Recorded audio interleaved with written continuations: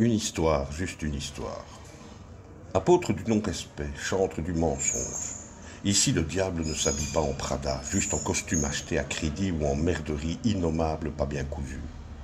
Prêchant sa bonne parole, il n'acceptait pas que l'on puisse lui tenir tête. Sans doute ne savait-il pas que même couronné, des têtes étaient tombées. Enfant, on aurait pu se dire qu'il n'était qu'un vilain margaja, qui ne cessait ses espiègleries au grand désarroi de son pauvre père. Il n'aurait alors mérité que des mandales avec rotation du poignet et prise de quart sur ses pommettes. Il n'était plus enfant.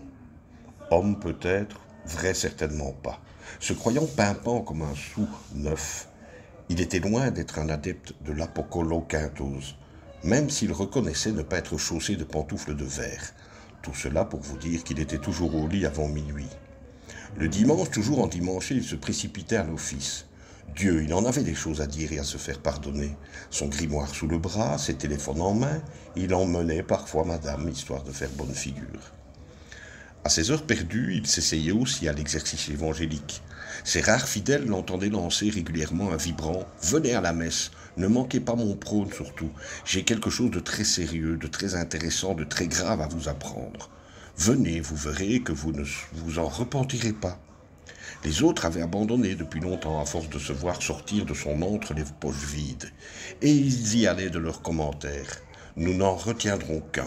Engeance de vipère, va. » La messe est dite, et bonne journée. Si cette histoire ressemble à la vôtre, ce n'est que pure coïncidence. Et toute ressemblance, blablabla, fortuite, vous connaissez la suite.